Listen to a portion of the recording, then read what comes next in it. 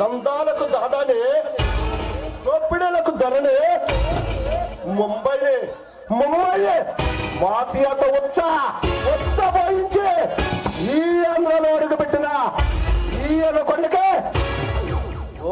మనమా ఈ గొర్రెతోనే ఆటలాడతాడు వాడు. కడలిని సైతం గడగడలాడించి ఎదురెత్తిన దళాన్ని ఎదురు తిరిగిన గజారాన్ని దొక్కుకుంటూ పోతున్నా ఈ కింగ్ కోబ్రా ఉందే వాడి వేషాలా.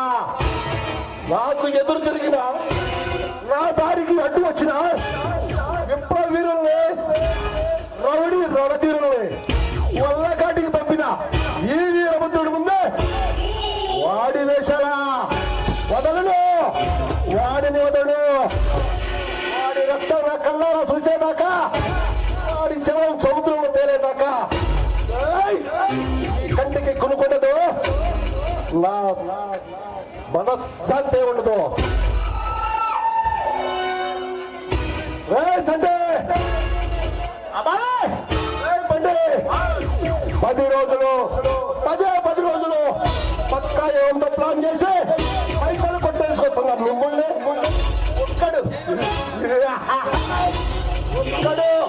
ఒక్కడ చేతిలో పిలికి 15 టన్నులు తిరిగి పారిపోయేస్తారా? మగతనం చంచిందా? పౌరుషం పోయిందా?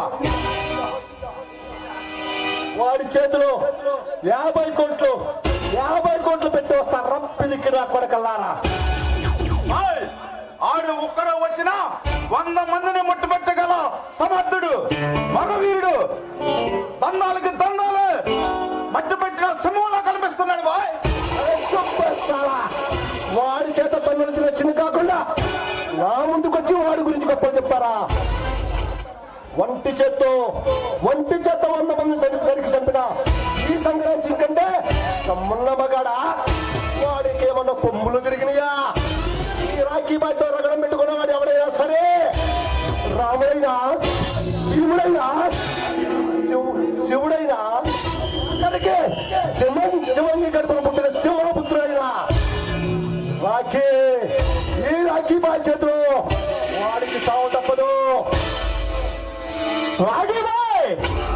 వాడు ఎక్కడున్నా సరే మార్చాలాగా మన బాపట్లాగా వాడిని నరికి అడ్డంగా నరికి నీకు పార్సల్ చేస్తాం. తెలియదా? అస్సలు తెలియదంటే ఈ రాఖీ బాయ్కి అస్సలు ఊరుకోడు. వాడి చేతులు 100 కోట్లు పెట్టి పారిపోయి మొదటి తప్పు చేశారు. నిప్పుళ్ళు తన్నులు తిని వాడి దగ్గర తన్నులు తిని పారిపోయించి రెండో తప్పు చేశారు. ఇన్ని తప్పులు చేసిన వాడిని క్షమిస్తే ఈ రాఖీ బాయ్ అస్సలు క్షమించడు. ఇక పరిష్కారం ఏంటో తెలుసా? రేపంటే చెప్పాలి సర్దార్.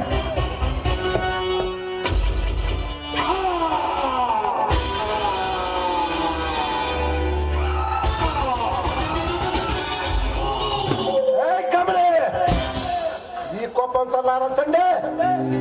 రాఖీ బాయ్కి రగడం చూపించాల్సిందే. I say come on.